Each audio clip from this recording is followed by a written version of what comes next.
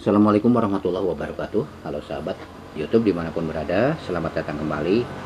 Di video kali ini kita akan menjelaskan pelengkap ya dari aksara Sunda sebagai langkah awal sebelum kita melangkah lebih jauh. Karena ini adalah tanda-tanda yang harus kita pahami sebelum kita bisa menulis ya huruf-huruf atau aksara Sunda.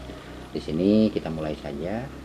Untuk sahabat yang belum subscribe, silahkan subscribe dulu, nyalakan juga notifikasinya agar nanti penjelasan lebih lanjutnya tidak ketinggalan ya. Di sini ada tanda seperti bulatan ya teman-teman.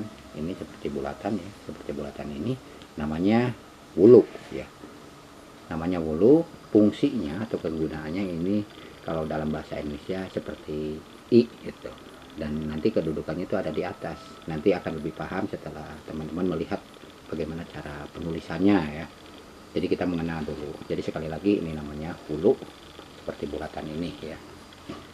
Terus kita kedua ini ada pepet ya, tandanya seperti ini. Nanti cara penulisannya juga akan kita jelaskan. Ini mengenal dulu bahwa ini adalah pepet, atau kalau dalam bahasa Indonesia ya ini jadi e. Fungsinya untuk merubah aksara Sunda nanti jadi e ya. Dan ini seperti M tapi ada kakinya ke bawah ya. Ini namanya taling ya, namanya taling. Dan taling ini fungsinya kalau dalam bahasa Indonesia itu untuk huruf E ya. E nanti misalkan H jadi he. Nah, itu untuk merubah itu. Nanti kita akan lebih perjelas lagi ya di dalam penggunaannya setelah kita masuk ke penjelasan huruf-huruf. Nah, ini namanya, nah tulisannya seperti apa ini? Ada M seperti ini. Terus ini maksudnya titik-titik di sini nanti huruf yang atau aksara ya, yang ini yang titik-titik yang berhubungan, aksara yang berhubungan nantinya. Terus ditambah ini, jadi ada dua, nantinya bakal ada tiga jenis ya. Maka ini namanya taling dan taung ya. Nah, fungsinya untuk merubah atau menjadi huruf O ya, misalkan hu jadi ho atau h jadi ho, maka huruf H ya atau aksara H dirubah atau ditambah menjadi ini untuk huruf H nya misalkan H ya, dan ditambah seperti ini, maka fungsinya jadi O. Ada juga yang disebut suku, ini untuk ke bawah ya, untuk ke bawah, dan namanya suku. Nah, fungsinya untuk O ya, ini untuk O. Terus ini ada kayak curek, kayak alif ya. Nah, alif ini namanya layar, layar ini ya namanya, ini layar. Terus fungsinya itu untuk jadi R ya, tambah R, har. Nah, kayak gitu ya. Nah, untuk ini yang tandanya seperti J tapi ada kakinya ke bawah ya, namanya wigyan. Nah, wigyan ini fungsinya untuk merubah huruf menjadi huruf tambah H ya, H kayak gitu ya. Nantinya kalau H misalkan Hanacaraka jadi H.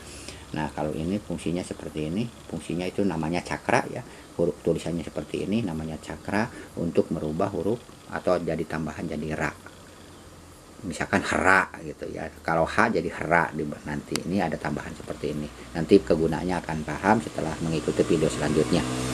Untuk tanda seperti ini ya, aduh sorry, ini di pinggir jalan ya, ada namanya keret ya, keret memet ya, keret ya, untuk re ya, jadi misalkan here kalau H ya.